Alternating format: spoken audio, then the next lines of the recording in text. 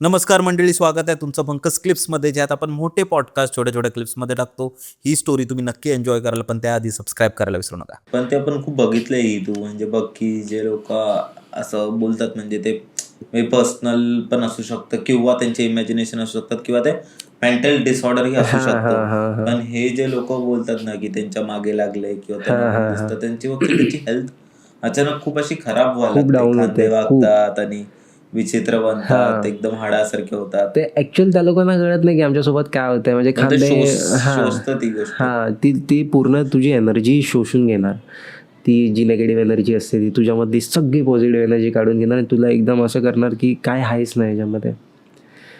असा सीन आहे. आणि अशीच एक छोटीशी गोष्ट आहे की एक मुलगा असतो, म्हणजे एक फॅमिली असते, त्याच्यामध्ये एक मुलगा असतो, हजबंड वाईफ असतात, दोघं जण असतात आणि वाईफची अकारण डेथ होते कोणत्या तरी कारणामुळे. आणि हजबंड मुलाला खूप समजावून, लहान मुलाला काय कळणार की त्याची मम्मी कुठे गेली. लहान मुलं मम्मीशी खूप अटॅच असतात. तर त्याचे पप्पा त्याला खूप समजवतात की बाळा नाही तुझी मम्मी देवाघरी गेली आहे, असं तसं. की म्हणजे तो ऐकत नाही, तेव्हा येईन थोड्या दिवसात परत वगैरे असं तसं. पण तो एकदम त्यांनी सदमा घेतलेला असतो. तो काय बोलत नसतो, काय नसतो. त्यांनी खूप सदमा घेतला. मग त्याचे पप्पा त्याला ट्राय करतात की तू बोल, मम्मी येईल, तू नको टेन्शन घेऊ. मग नंतर एक दिवशी तो पोरगा विचारतो की पप्पा तुम्ही काय केलं आहे. तो बोलतो का रे, तू असं काय विचारतो. बोलतो मम्मी मला घरात कुठेच दिसत नाही. बोलतो अरे हां बाळा, तुझी मम्मी येईल, तू नको टेन्शन घेऊ. पण नाही, तुम्ही काय केलं मला सांगा आधी. तुम्ही काहीतरी केलं आहे, कारण मम्मी तुमच्या खांद्यावर बसलेली असते आणि तुमच्याकडे रागाने बघत असते. असा सीन होता तो. ती एक छोटीशी भयकथा होती जी वाचलेली, ही वाली म्हणजे 2 पेजची भयकथा होती, पण खूप खूप तिने मनावरती असं बोलतात ना इम्पॅक्ट टाकलेला त्या भयकथेने, कारण एंडिंगमध्ये सगळा सस्पेन्स होता. मी ते रिसेंटली तू जेव्हा पेजेस किंवा इंस्टाग्राम रील्सही बघतोय, तिथे असं सांगितलंय की लहान मुलांना लवकर हे गोष्ट दिसते. लहान मुलांना किंवा ते दिसतात, लोक ही obvious. गोष्ट नोटीस करतात. मी कोणतं तरी एक रील बघत होतो, त्यात एक फॉरेनचा मुलगा होता, कोणतरी लहान होता खूप, मे बी 2-3 वर्षाचा असेल, आणि तो खेळता खेळता तो एकीकडेच बघायला लागतो आणि असं मी सीन ऍक्च्युअल बघितलं माझ्या डोळ्यांनी. जेव्हा मी लॉकडाऊनमध्ये त्या गावाला अडकलेलो, म्हणजे 19च्या लॉकडाऊनमध्ये मी पालखीसाठी गावाला गेलेलो, पण तेव्हा मी अडकलेलो तिकडे. आणि ठीक होतं, मुंबईमध्ये अडकण्यापेक्षा गावाला अडकलेलं खूप बेटर होतं. आणि तिकडे मी गेलो आणि त्याच्यानंतर तिकडे एक म्हणजे आमचे फ्रेंड आहेत चांगले खूप, त्यांची पूर्ण फॅमिली होती. तर ते मला खूप चांगली कंपनी आहे, लहानपणापासून मी त्यांच्याकडे येऊन जाऊन आहे. तर त्यांच्याकडे ना त्यांचे मामा होते. त्या मामांना एक खूप छोटी मुलगी होती, जवळपास ती 2-2.25 वर्षाची असेल. आणि त्या लोकांचं असं अंगण आहे खूप मोठं. अंगणाच्या इथे एक छोटीशी वाट आहे आणि वाटेच्या पुढे ना एक ओपन स्पेस आहे आणि त्याच्या पुढे वाडा आहे गुरांचा. आणि त्या दिवशी अमावस्या होती आणि त्या दिवशी लाईट गेलेली. लाईट गेल्या कारणाने ती जी मामी होती ना, मामी भांडी घासत बाहेर बसलेली. तर लाईट गेली तर ती अंधारामध्ये कशी भांडी घासणार. तर ती आम्हाला बोलली की तुम्ही एक काम करा, तुम्ही फ्लॅश द्या थोडा वेळ लाईट येईपर्यंत, माझी झाली आहेत भांडी ऑलमोस्ट घासून, नंतर बंद करा तुम्ही. मग आम्ही तिकडे उभे राहिलो आणि त्या मुलीचं नाव सहस्त्रा आहे, जी छोटी आहे 2 वर्षाची. तर तिला जास्त बोलता येत नाही. तर ती तिकडे तिच्या मम्मीच्या बाजूला उभी होती, तिची मम्मी भांडी घासते तर. आणि तिने ना अचानक एका मोमेंटला असं केलं की ती एकच शब्द बोलायला लागली, वाड्याकडे असा हात दाखवून की तिथे तिथे एवढंच बोलते ती, फक्त तिथे. तिची नजर एकदम स्थिर आहे, तिचा हात पण स्थिर आहे आणि ती बाकी काय नाही बोलते, ते फक्त तिथे तिथे. नंतर ना आम्हाला थोडंसं हिंट वाटतं की असं तिथे कोण आहे. तर आणि मुलगी तिकडे बघून काहीतरी दाखवते. आणि अमावस्या हे तर माहिती आहे, कारण गावी नारळ वगैरे फोडतात अमावस्येला. तर मग आम्ही तिला घेऊन घरात गेलो आणि रात्री आम्ही कसं झोपायचो की आम्ही असं लगेच जेवलो की झोपायचो नाही. आम्ही पत्ते वगैरे असं टाईमपास करून झोपायचो. जसं आम्ही झोपलो ना तसं आम्ही जवळपास किती 1:30 वाजता पत्त्यांचा गेम बंद केला. त्याच्यानंतर ती सहस्त्रा जी झोपली ना, म्हणजे आपण कसं बोलतो की एखाद्याने झोपेमध्ये येऊन आपली मान दाबली आहे, तसं त्या लहान मुलीसोबत झालं. ती एवढ्या जोरात किंचाळली ना झोपेमध्ये की पूर्ण घर उठून बसलं. तेव्हा मला कळलं की हिच्यासोबत असं सीन झाला. आणि तिने ते बघितलेलं त्या दिवशी. असं लहान मुलांना खूप लवकर दिसतं, ते सेन्सिटिव्ह असतात त्या गोष्टींना वगैरे. ती प्युरिटी पण असते ना, प्युरिटी असते त्यांच्यामध्ये. तेच. तर तू नेक्स्ट कोणत्या गोष्ट सांगणार होता. नेक्स्ट मी ही गोष्ट सांगतो की गावाचीच सांगतो मी एक, पण ही लॉकडाऊनच्या आधीची जवळपास 17-18ची गोष्ट आहे. आम्ही आता तुला मी फॅमिली सांगितली ना, ती फॅमिली कशी, ती आम्ही पहिले कधीतरी भेटायचो. म्हणजे ती लोक गावाला आले, मी गावाला गेलो तर आम्ही भेटायचो. आणि एकदा असंच झालेलं की ती लोक पण गावाला आलेली, मी पण गेलेलो. तर आम्हाला एक खूप चांगली कंपनी होते. तर आम्ही असं बेत केलं की नदीवरती जायचं आंघोळ करायला. आणि आम्ही 9-9:30 वाजता निघालो. आणि सकाळी नदीवरती, म्हणजे आमचा असा हिशोब होता की 12च्या आत रिटर्न यायचं. आणि आमची नदी गावची खूप मोठी, आणि नदीला ना वेगवेगळे पार्ट आहेत. म्हणजे आणि त्या गावातल्या लोकांनी ना त्यांच्या सोयीच्या हिशोबाने त्यांना जशी ती युजफुल जागा आहे त्या हिशोबाने नावं दिलीत. एक जागा आहे ती पाताळी बोलतात तिला, एक जागा ती सिंहासन बोलतात, आणि एक गिरोदा आहे. तर उन्हाळ्याचा टाईम होता आणि नदीचं पाणी ऑलमोस्ट आटलेलं असतं, पण गिरोद्यामध्ये पाणी होतं, मला माहिती होतं.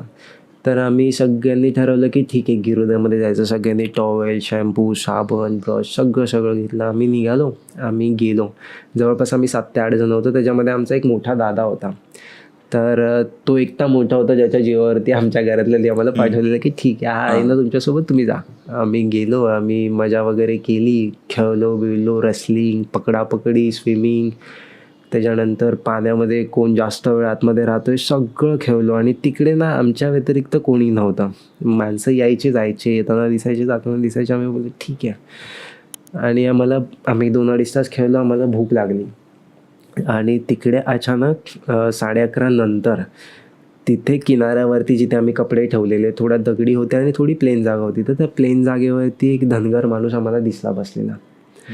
तर आम्ही बोललो की, पण त्या माणसाला येताना आम्ही बघितलं नाही, कारण बाकी सगळ्या माणसाला येताना मी बघितलं. जी लोक मासे पकडायला मोटार लावतात, जाळे लावतात, ती लोक येताना दिसतात, पण हा येताना आम्हाला दिसला नव्हता. आणि आम्हाला भूक पण भरपूर लागलेली. तर आम्ही त्याला बघितलं आणि इग्नोर केला. पण दादानी त्याला विचारलं. दादा त्याला बोलतो की काय हो बाबांनो, काय खायला वगैरे आणलंय का तुम्ही, भाकरी वगैरे? कारण त्याला असं वाटलं कोणतरी रानात काम करणार असेल जो भाकरी वगैरे सगळं घेऊन आला असेल, की तुम्ही काय आणलंय का भाकरी वगैरे. तर तो माणूस बोलतो की नाही, म्हणून मी काहीच नाही आणलं, आणि माझी म्हस आली ते पाण्यामध्ये, तिला बघायला मी आलो आहे. नंतर आम्ही 2-2.5 तास झाले आम्ही खेळतोय पाण्यामध्ये. आम्हाला कोण म्हस वगैरे काय दिसली नाही. हे दादाला पण त्यावेळेला कळालं नाही. पण दादाला थोड्या वेळाने क्लिक झालं की, कारण त्या माणसाची नजरच वेगळी होती. प्रॉपर धनगराचा एकदम वेश असतो ना, की एक अंगावरती असं दोन्ही साईडून लावणारं कापड असतं, धोती असते, एक साईडला घोंगडी असते, एक साईडला घोंगराची काठी असते, आणि डोक्यावरती पगडी सेम एकदम क्लिअर, आणि डोक्याला पिवळा भंडारा.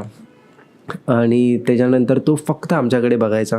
आणि तो बसला पण त्याच पोझिशनमध्ये होता. आणि ती लोक गुरं राखायला जेव्हा जाऊन बसतात ना 2 पायावरती, त्या पोझिशनमध्ये तो बसलेला आणि सेम आमच्याकडे बघत होता. सगळ्यांकडे नजर टाकून बघत होता. तेव्हा दादानी त्याला बघितलं आणि दादाला काहीतरी वेगळं वाटलं. की नंतर दादाला कळालं की आम्ही 2-2.5 तास झाले ते खेळतोय आणि एक पण म्हस काय कोणच आलं नाही, ते म्हणजे जनावर कोणच आलं नाही. हा कोणत्या हिशोबाने बोलतोय. आणि नंतर तो अचानक बोलला, म्हणजे त्याला ना कोणी विचारलं नाही काय, आणि तो अचानक बोलला की भरपूर खेळलात पाण्यात, आता तुम्ही निघा. आणि हे दादानी आणि आम्ही सगळ्यांनी ऐकलेलं. तर दादा मला बोलला की ठीक आहे चला आपण जाऊया, भूक पण लागली सगळ्यांना, भरपूर वेळ आपण खेळलं, आजारी पडण्यापेक्षा चला. आम्ही सगळे निघालो. आणि नंतर जेव्हा आम्ही निघायचा टाईम आला ना, तेव्हा तो धनगर तिकडे नव्हता, तो माणूस नव्हता तिकडे. आणि आम्हाला कळालं पण नाही की हा गेला कधी, किंवा त्याला जाताना पण कोणी बघितलं नाही. कारण तो जसा बोलला तसा 5 मिनिटांमध्येच दादा आम्हाला चालायला सांगितलं, तर आम्ही निघालो पाण्याच्या बाहेर. त्याला ना आम्ही येताना बघितलं ना आम्ही जाताना बघितला. हे सगळं झालं आणि मग आम्ही थोडा वेळ बाहेर आलो, कपडे वगैरे घातले. मग दादानी मोबाईलमध्ये टाईम बघितला तर 12ला 5 मिनटं बाकी होते. आम्ही बोललो ठीक आहे. आणि आम्ही तिकडून घरी गेलो, सगळं झालं असं तसं. आणि मग संध्याकाळचा जेव्हा बत्ती करायचा टाईम येतो ना, त्यावेळेला दादा वेगळे चाळे करायला लागला. म्हणजे सगळ्यांकडे मोठ्या डोळ्याने असा बघतोय, एकदम मोठ्या डोळ्याने बघतोय आणि कोणाशी नीट बोलत नाही. जेवायला मागतोय, जेवायला बसला की आपण कसं छोटासा, म्हणजे ठीक आहे नॉर्मल घास घेऊन खातो आपण, हा मोठे मोठे घास खातोय खपाखप. मग आजीने विचारलं, आजीला लगेच कळालं बघून काय झालं. आजीने विचारल्याबरोबर सगळ्या पोरांना जमा केलं, सगळ्यांनी ऐकते, सगळ्यांनी काय केलं तुम्ही, आणि मला माहितीच नाही काय झालंय. आणि मग 2 मुलं माझ्या घरी आले. मग मी बाजूच्या घरात, मी बहिणीकडे राहायचो ना तेव्हा, बहिणीचं गाव होतं माझ्या ते ॲक्च्युली. तर मी तिकडे जायचो तिच्याकडे कोकणामध्ये, आणि तर मी बहिणीकडेच होतो. आणि 2 मुलं आले की चल चल दादा काहीतरी वेगळं करतोय, आजीने बोलवलंय सगळ्यांना. मी बोललो त्यावेळेला मला भीती वाटली, आजीने बोलवलं म्हणजे भीती वाटली, तुला आता सगळ्यांना पाळणार. आणि ठीक आहे गेलो. मग आजीने विचारलं काय झालेलं, सगळ्यांना विचारलं. मग तेव्हा आम्ही आजीला सांगितलं की आजी आम्हाला ना असा एक माणूस दिसला, आम्ही कोणच त्याच्यासोबत काय बोललो नाही, पण दादा त्याच्यासोबत बोलला आणि दादानी भाकरीसाठी विचारलं त्याला. तेव्हा आजीला कळलं. मग आजीने त्याच्या अंगावरून एक नारळ उतरवून काढला. म्हणजे ॲक्च्युली तो माफीचा नारळ होता असं मला नंतर कळालं की ठीक आहे माफी म्हणून मुलांना सोडून दे, मुलांना काय माहिती नव्हतं मुंबईचे, माहिती सोडून दे. मग त्याच्यानंतर दादा नीट झाला. आणि मग आम्हाला 2 दिवसांनी जेव्हा आम्ही आजीच्या बाजूला, आजीचा राग उतरल्यावरती प्रेमाने विचारलं आजीला की आजी काय होतंय, तेव्हा आजीने आम्हाला सांगितलं की बाबांनो ती धनगराची जागा आहे. एकदा एक धनगर तिथे त्याची म्हस चरवण्यासाठी आलेला, आणि त्या जागेमध्ये ना ते जे म्हणजे एक तलाव टाईप आहे ती जागा, अशी ॲक्च्युली नदी आहे पण आटल्यावरती तलाव बनतो त्याचा. आणि तिथे मधोमध एक भोवरा आहे पाण्यामध्ये, तो टायमिंगला येतो, आणि त्या भोवऱ्यामध्ये जर कोण अडकला की तो डायरेक्ट खालती जातो. तर त्याची म्हस अडकून तिथे गेलेली, आणि म्हस गेली, म्हशीच्या मागे हा पण गेला म्हशीचं ते दावणं पकडायला. आणि जसा तो गेला ती रशी पकडायला, तर तो पण आतमध्ये जाऊन तिथेच मृत्यू झाला त्याचा. तर तेव्हापासून ती जागा त्याची आहे, आणि त्या जागेवरती तो राहतो. आणि लोकांना काय करायचं असेल त्या जागेमध्ये, तर लोक पहिलं त्याला त्याचं देणं देतात, आणि मग त्या जागेवरती म्हणजे कोणाला मासे पकडायचे तरी पण ते लोक त्याचं देणं देतात, आणि मग आपलं काम करतात. तर त्यामुळे तो दिसतो लोकांना. पण तुम्हा लोकांना दिसेल असं आजीला पण वाटलं, म्हणजे आजीला पण वाटलं होतं की आम्हाला लोकांना दिसेल, कारण गावच्या लोकांना पण खूप कमी प्रमाणात दिसतो तो. आणि पण कोणाला त्रास देत नाही. पण त्याचं कसं आहे की त्याचं जर देणं दिलं नाही नैवेद्य वगैरे त्याला द्यावं लागतं, नैवेद्य दिला नाही तर त्रास देतो. आणि त्या जागेच्या बाजूला भरपूर जणांची शेती आहे, तर शेतीची नांगरणी करताना पण जेव्हा आम्ही राखण काढतो ना कोकणामध्ये, तेव्हा अशा ज्या एंटिटीज असतात ना, आम्हाला त्यांचं पण देणं द्यावं लागतं. म्हणजे देवाची तर राखण देतोच आपण, पण आता या जागेवरती कोणी माझं शेत आहे, राखणदार असेल, नदीच्या जवळ असेल, हे माझं शेत आहे, माझ्या बाजूला रस्ता आहे, आणि या रस्त्याच्या 3 रस्ते आहे, आणि तिथे हडळ आहे, तर मला हडळीचं पण देणं द्यावं लागणार. तिकडचे जे मंदिरं असतात ते छोटे सगळ्यांचं देणं द्यावं लागतं. त्यामुळे त्याचं पण असं देणं द्यावं लागतं. म्हणून आजीने आम्हाला सांगितलं की मी त्याला माफीचा नारळ दिला की या लोकांना माफ कर, असं.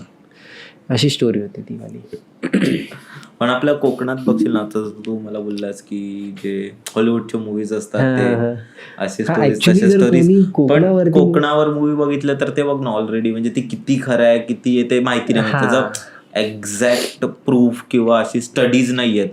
पण जर आपण त्याला स्टोरी टेलिंग फॉर्मॅट मध्ये घेतलं तर बघ ना ते प्रत्येक गोष्ट ना. कारण आपल्याला कसं वाटतं की हॉलिवूडमध्ये ज्या गोष्टी होतात, जे एक्झॉर्सिझम होतं, जे डेव्हिल आपल्याला हिट करतो, ते किती रिअल आहे आपल्याला भले माहिती नाही, आपल्या त्यांच्या रिच्युअल्स काय असतात, पण आपल्याला हिट करतं की हे रिअल आहे. पण ॲक्च्युली आपल्या जवळ जे आहे कोकणामध्ये जे आहे, किंवा आपल्याकडे ज्या किस्से आहेत, आपल्याकडे कहाण्या आहेत, जुन्या जागा आहेत, आपण जर त्यांच्यावरती काही क्रिएटिव्ह बनवलं ना खूप छान असं, तर ते पण खूप चांगलं हिट करेल. म्हणजे आपल्याकडे आहे आणि आपण आपलं सोडून आपण दुसऱ्याच्या मागे जातोय, असं होतं ते. तेच ना, ते एंटरटेनमेंट वे मध्ये पण किती पूर्ण असं संपूर्ण आहे ते. खूप एंटरटेनमेंट पर्स्पेक्टिव्ह, हॉरर पर्स्पेक्टिव्ह, हर एक अँगल मध्ये खूप भारी येते. मंडळी, जर तुम्हाला ही स्टोरी आवडली असेल तर डिस्क्रिप्शन मध्ये आम्ही पूर्ण एपिसोडची लिंक टाकलेली आहे, तो चेकआउट करायला विसरू नका. त्यात अशाच प्रकारच्या भरपूर स्टोरीज अवेलेबल आहेत, आणि सबस्क्राईब करायला विसरू नका.